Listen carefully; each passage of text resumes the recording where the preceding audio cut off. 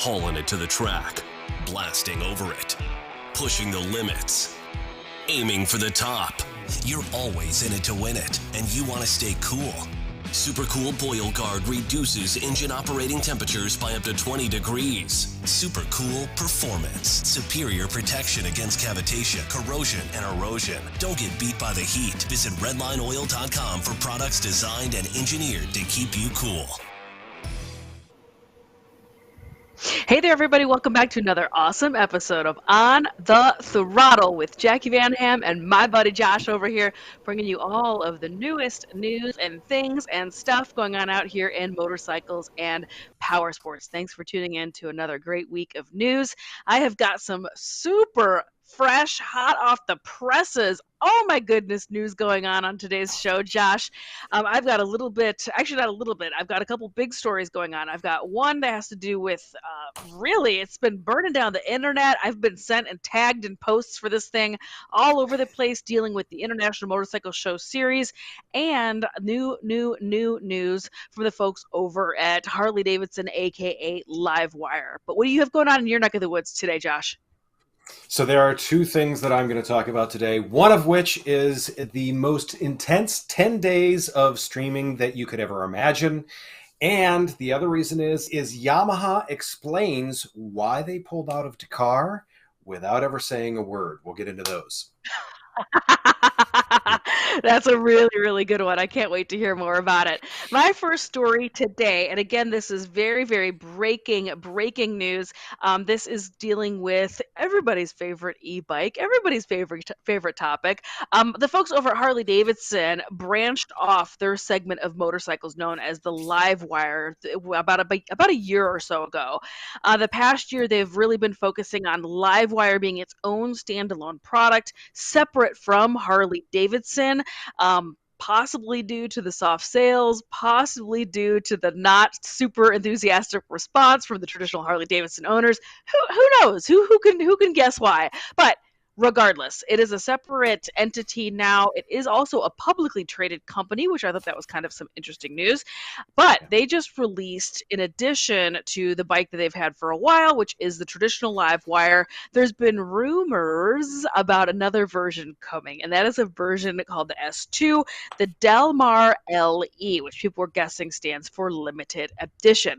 It was released today. It was released just this past week, I should say. This just came out. The image that's on your screen, however, right now is a rendering that's been floating around on the internet for a handful of months now. Folks were thinking that it was going to be coming like this because there was a little bit of talk from the Harley-Davidson folks about how this bike was going to have a little bit of like a flat tracker vibe, which also the internet kind of ate alive because e-bikes and flat track racing, do those things go hand in hand? Who knows? But all I know is it's dead sexy, it looks great, and that is the styling that they chose to go with. So this is the rendering that's been floating around. If you go to the next slide, it also shows you a little bit of the engine and how it is completely different from the original LiveWire.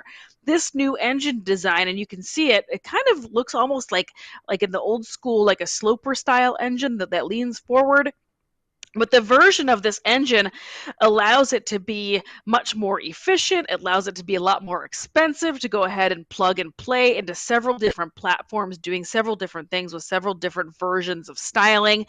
This is going to be the Aero architecture that they have been showing around on the internet now for a hot minute, but they have not had a bike with this Aero architecture in it until today. And then today it finally got launched. This is the LiveWire S2 Del Mar being billed as an electric urban street tracker. Again, this just launched this week. This is brand new breaking news. It was limited to a 100 unit release only. It already sold out. It sold out within the first handful of minutes. It's already gone, daddy gone, but we do have some images of it. If Miss Ashley, you can go ahead and throw that up on the slide. It is a very, very good looking bike, relatively faithful to the renderings that have been floating around for an awful long time. with a really, really neat styling going on with it. It is very kind of trackery, racery looking. It does have a ton of style. It looks really, really great. The thing about this bike that they also were talking about is a little bit of the specs, some of the differences between the original LiveWire and then this machine. The 100 Delmar Launch Edition, not limited edition, but Launch Edition models feature an exclusive finish and wheel design and have an MSRP of $17,699. The ones that are coming after this, again, like I mentioned, that Aero architecture is going to be used in several different bikes, dressed several different ways.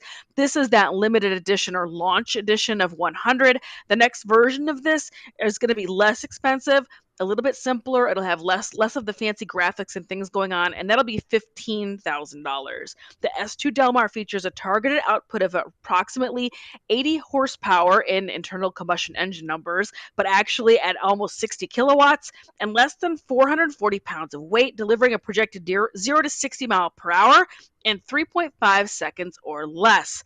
The Delmar range in city riding is targeted to be 100 miles, of course, with that big fat asterisk next to it, because the minute you go ahead and wick that throttle, that mileage, that range takes a huge dive. That's how e-bikes work, my friends. There's nothing you or I can do about it. The more you hit that throttle, the more the power goes away. I've got one more slide showing you some of the cool graphics and things going on. Again, this was just launched this week, right now, breaking news from the folks over at LiveWire. I think that's a great looking bike. I think that's really cool. At under $18,000, I still am a little bit like, it's a little bit still too expensive to really sell through, but that's why they only made 100 of these. And then the next version is going to be closer to 15 grand, which kind of dabbles and plays in the zero motorcycles range. So we'll all have to wait and see what happens. Again, LiveWire is separate from Harley-Davidson. I don't have a firm grasp of if they're going to be selling these in Harley-Davidson dealerships or not, because they have gone to the effort of making their own standalone LiveWire dealerships across the country. So we will all have to wait and see what happens. I think these are very cool, though. What do you think, Josh?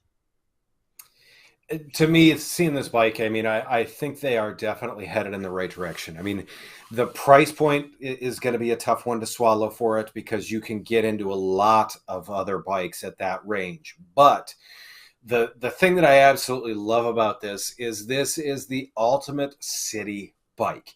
Take it anywhere, plug it in, charge it, ride. And to me, the other thing that I see about it is it looks extremely fun to hoon around the city. This is something that is going to have enough performance and stuff like that to be fun to ride around in the city. So many bikes are boring in the city. I think they went the right direction with it. If people are going to be willing to pony up the money, that is going to be the question. And I'm excited to see it out, though. Yeah, I'm excited to see it. And as much as I kind of am whinging about the price tag, the first 100 of these units has already been spoken for and have already been reserved. Yep. And so this edition is now gone, in essence. Now, that being said, Harley-Davidson and all manufacturers have been using this online system of RSVPing for a handful of years now, and even dealerships are allowed and encouraged to go on there and pull and reserve bikes for themselves. So this doesn't really mean that you and I and individual people went out here, 100 of us, and pulled the trigger and put money down. This also does include dealerships. So we're all going to have to wait and see exactly how this bike goes. But at that weight, at that kind of power, clearly it goes somewhere, and it does it in a hurry. I think it looks great. We're going to have to wait and see what this actually shapes up and firms up to be. What's your first story for today, Josh? So I know there's a bunch of streaming platforms out there that have recently pulled a lot of content. Well, if between May 28th and June 11th, you wanted to be not only riveted to your seat, but have your esophagus and large intestine switch places a lot of times, you can now stream the entire Isle of Man TT. They have a live pass program that here in the US will only be $24.99. And you get a live stream of all 6 qualifying days and 4 race days. This to me is absolutely amazing. We've got 2 slides kind of showing it here. For those of you that aren't familiar with the Isle of Man, they literally shut down this island and do nothing but race motorcycles around it. The average speeds are usually in between the 120 and 130 mark for most people. And it's on city streets. As we show on the next slide here, there are many people that get close, and there's some people that get a little too close. But yeah, when you're running that close to a wall with your shoulder at a ton plus, things are kind of exciting. So if you're looking for the most stressful 10 days of streaming platform to watch, this is it. The other thing that they've set up with this is it's set up so like your old school DVR, you can pause. So if you want to go to the bathroom, get a snack, you can do that and not miss any of the action. You can also rewind. So if someone jumps one of the hills that they have in there, you can go back and watch that over and over and over again, and then just keep resuming playing where you're at. On top of that, you can watch this again and again, and you'll probably watch it again and again because this event happens once a year, but you'll be able to stream this for 12 months until next year. You'll probably need to pony up the other $25 in order to get next year's live stream of this. So to me, I mean, this is such an amazing event just because it's so steeped in tradition, and there's so many amazing riders and racers that have come out of this. I mean, names like Carl Fogarty. I mean, so many racers have done this. It's a death-defying race, I guess I would say, in many cases, and it's just so exciting to watch, especially if you're ever looking for an entertaining way to blow a few minutes. Go to YouTube and look up Isle of Man TT reactions. You will see people standing against the wall on the street where someone comes past about $1.80, and their face just goes like, what was that? I'm probably going to end up getting this so that way I can keep up with all the action on this. I mean, there's always exciting stuff. There's always a ton of drama with the Isle of Man, also in terms of who's doing well, who's doing not, and who's able to adjust and overcome, not to mention that they will still run it when it's wet. So when you look at all of these items, to me, this is just a hugely entertaining package, especially when you realize it is cheaper than a dinner out. Are you probably going to end up with this also, Jacqui, you think? So I love the idea of this. They announced that they were going to be streaming this, or they were considering it, or it was like in the works a little while ago. And I am super pumped to hear that they are going forward with it, because I have gotten bit by the bug along with millions of other people of the Netflix series Drive to Survive and Formula One. So I'm hoping that this has the chance to turn people onto the Isle of Man in the same way that people have been turned on to Formula One, because it's some of the most incredible racing and the drama is so intense. I cannot wait to stream and watch the Isle of Man. I always turn on the highlights and go through and check out all of the recaps and stuff anyway, but being able to see it live, I think, is just a really, really awesome touch to this incredibly historic event. Yeah, I mean, and think about it too, with it being over the pond, so to say. They're obviously ahead of us in time. So to turn this on first thing in the morning while you're having your cup of coffee and cranking the stereo up that's attached to the television to 11 and hearing them scream through the living room just seems like the right way to wake up. It definitely seems like the right way to wake up, for sure. Now, on a totally different subject and not the right way to wake up, there was some very, very, I don't want to say earth-shaking, but some really, really rough, odd, weird, however, not totally unforeseen news that dropped this past week, and that is the fact that here in the United States, our big trade show circuit that features on Powersports is called the International Motorcycle Show Series, also known as the IMS. It is where I got my start in the motorcycling industry 500 million years ago, back when the dinosaurs invented motorcycles. I have been working there and working for different companies a very long time, and I am also a self-avowed trade show junkie. I love consumer-facing shows. I love seeing all the newest stuff. Heck, it's why I started doing this show, bringing you all the news and all the new stuff every single week here with Josh. But They just announced this week that they are going to be shutting down and not continuing forward into 2022 after an incredibly rocky 2020 and 2021. Rocky because everybody had a rocky year, right? But they also made the pivot. They decided to focus more on demo trucks, which, in my understanding, the manufacturers, who are the ones who carry most of the heavy lifting financially to support this show, my understanding was that the manufacturers were very excited about this turn of events. They wanted more people to put their butts in the seats, go ride the bikes and experience the bikes, because as you and I both know, Josh, in order to sell bikes, people have to ride the bikes as opposed to sitting Yep. inside in the winter and making vroom vroom noises on top of a piece of carpet on top of a motorcycle. So my understanding was that the manufacturers were very, very excited about this. So I had really high hopes that they were going to make, this a more permanent style of show, that this is how they're going to continue going forward. They made, as you can see on the screen, these flyers announcing that this outdoor show was coming. And then this press release happened, and I'm just going to read it to you because it's short and sweet. Dear IMS fans, we have some news to share today with our IMS family. After 40 years of producing the International Motorcycle Show and IMS Outdoors, we've made the difficult decision to suspend, interesting wording there, to suspend the IMS Tour in 2022. The powersports industry is at a crossroads with where and how brands promote their products amidst the continued manufacturing and sourcing delays associated with the pandemic. These current hurdles that our brand partners are facing would have made it difficult for us to produce an IMS that would meet your and our expectations. Therefore, we will not be moving forward with the planned 2022 events, including the Ultimate Builder Custom Bike Show. Tickets can be refunded, yada, yada, yada. We greatly appreciate your attendance and loyalty over the years, and we'll miss sharing your love for motorcycling with you.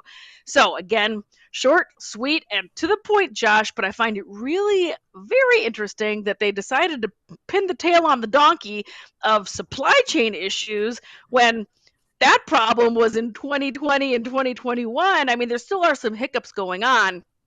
All joking aside, yes, we are still kind of, riding the wave of parts and things and stuff. But 2020 and 2021 were also record-setting years for motorcycle sales, Josh. Like, how is now the time that this show gets killed? Josh, give me your opinions first, and let's talk through this, because I know you've got stuff to say, and I've got tons of opinions about it. So, and I mean, we've both, surfed the net and have read the 10,000 different opinions about it. And I mean, like we've said, sitting butts in seats is the way to get customers in seats. I mean, sit on this motorcycle, go out, have a good time for a little bit, see what it's like, make sure you don't hate it. Because there's been motorcycles where I thought, oh, I'm going to love this thing. And I get on it and I'm like, oh, I cannot stand this. Just want to chuck it at the scenery at that point.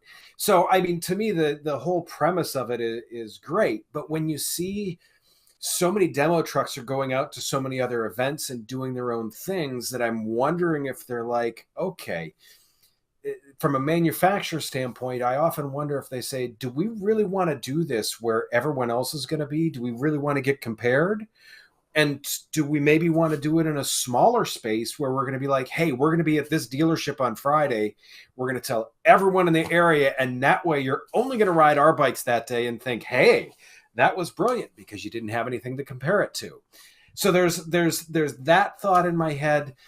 The other thing is look, I mean, the financial burdens faced in 2021 and 2022 by so many people, they haven't necessarily, and by people, I also mean companies, a lot of them haven't recovered the cash flow from that yet. So in the back of my mind, I'm asking that question. If that was the big problem, did they not have that to start fronting the events?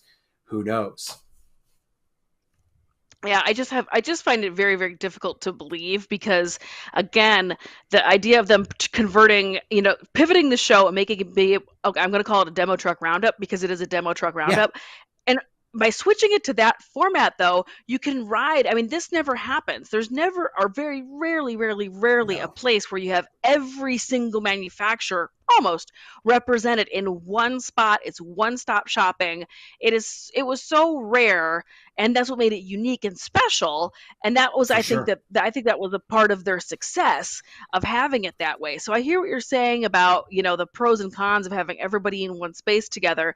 But to me, it seemed like a good idea. My understanding was that the manufacturers liked it. So I'm not really sure exactly what happened. But here's what I can tell you, because I did work for the show for years, and I do love these people, and I love the people that are behind the scenes. I'm not throwing shade, but I will say this. It's a lot of the same bodies that have been running the show for a very, very long time. They are in the 55 to 65-year-old range. Again, no shade. That is a lot of the marketplace, but is that community willing to change? Is that community willing to really embrace digital and social and the different avenues that you need to promote events in now? I'm not totally convinced that was capable of ever happening or was happening in the time that I was there. So anyway, it is what it is. I'm very curious to see now this vacuum that's going to be left by this consumer facing show. Is For somebody else going sure. to step up? Have you heard any rumors, Josh? No, I mean, no rumors of that. And I wonder, like you said, there is this giant vacuum left by this. And it's the other side of it too, for industry people like us. It is the gathering place. Everyone is there. So yes, they either need to somehow reinvent this, or someone will step into that vacuum and suck this thing up, because I think it's worth it for sure.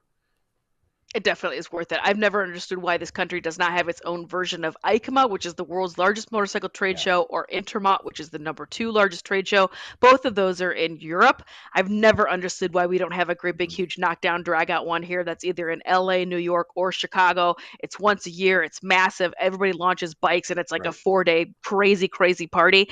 That's what I think should be happening. But again, Agreed. I'm just one person out here doing a thing. Let us know in the comments. What do you think out there? What do you want to see happen with motorcycles and trade shows going forward? We will let you know as soon as we hear any breaking news about anybody else stepping up and stepping into those shoes and bringing you all the new products and things at the trade show level. Now, what's your next story, Josh? So a couple of, I don't know if it was months ago, weeks ago. It feels like decades ago. Yamaha in COVID time, it could have been 5 years, 5 weeks. Right. I mean, who knows now? 5 years, 15 minutes. It's the same. It all feels the same.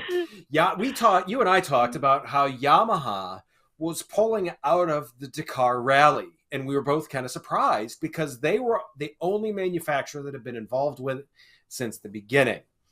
Well, Yamaha has kind of quietly put the Tenere 700 in some rally raid competitions. So in this, they just won the Tunisian Desert Challenge. 2,500 kilometers in 8 stages. It was in 95-degree heat for most of it, which all of that, I love to ride, you love to ride, I don't mind the heat, but all of that sounds absolutely miserable.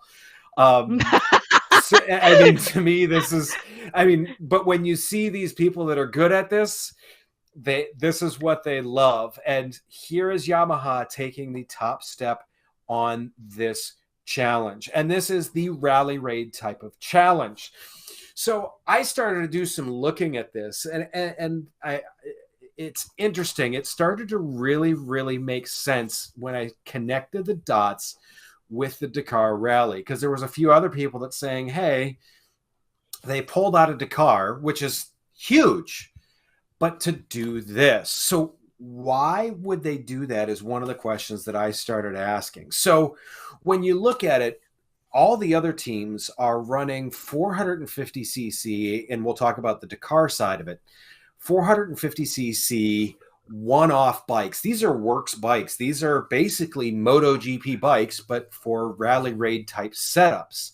Now, that gets really, really expensive to do. And when it's a one-off bike, it's not something that you or I could walk into the showroom and just buy. Well, Yamaha's got a pretty amazing bike in the Tenere 700.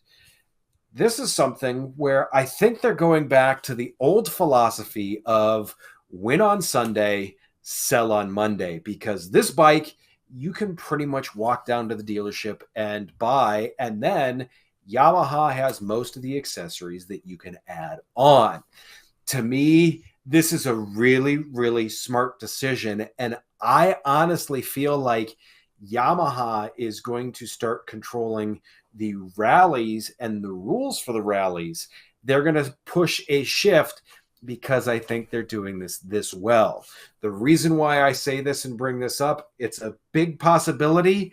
And I think that this is going to be something that's super, super, super exciting to watch develop. So that being said, do you think the Sunday, Monday thing and Yamaha moving the money around like that is the right choice, Jacqui? What are your thoughts? Yeah, I completely agree with what you're saying about this idea of heading into more of a format that is more of a consumer friendly, like a true, the bike goes straight from the factory out to the rally and then goes right to the dealership. You know, that connecting those dots makes way more sense to me than the super, super crazy premium built all the way up, one of two, made of unobtainium. I understand what they're thinking and what they're doing, and that makes total sense. The Dakar has a lot of history. It's very, very sexy. It's been going on a very long time. It's all good stuff. But this, I think, is really, really fascinating to me, and the fact that they're winning and they're proving that this bike can do this. The accessories are available from the dealership. You can look like this person, you can ride like this person, and do your thing. But what that puts me in mind of is this the potential next move for the people at Suzuki, who's also pulling out of MotoGP? Are they going to pivot and put their dollars into another category, into another type of racing instead of MotoGP that has a little bit more of that connecting the dots between the racing and the consumer, the win on Sunday and sell on Monday mentality? What do you think, Josh? No, it's funny. I mean, I kind of that thought trickled into my brain too, is I wouldn't be surprised necessarily to see Suzuki go back to World Superbike in the next number of years or something of that nature. I mean, especially as World Superbike starts to kind of really solidify itself again and gain some ground again. Same thing. The other thing is too, it's just the fact that the huge checks that you have to write to make a one-off bike and to engineer a one-off bike like that are silly. If you can go racing, I mean, if you can have 80% of the racing fun for 25% of the racing budget, hell yes. Yeah, and I think that's what the folks over at Yamaha are definitely thinking. And who knows, maybe that's what Suzuki is taking a page out of their playbook as well. We're all going to have to wait and see and find out what happens. But here on the Throttle, the minute we find out, you're going to find out too. We're always bringing you all of the newest news and exciting stuff going on out here in motorcycles and Powersports. Thank you so much for tuning in, everybody. Another great episode. You can always catch all of our previous shows in case you missed one, which shame on you if you don't tune in every week. But if you missed any of our previous shows, they always live on forever on the internet, out on YouTube and Facebook. So go ahead and check out those previous shows. Thanks for clicking, liking, sharing, and watching all of our videos. We will see you next week.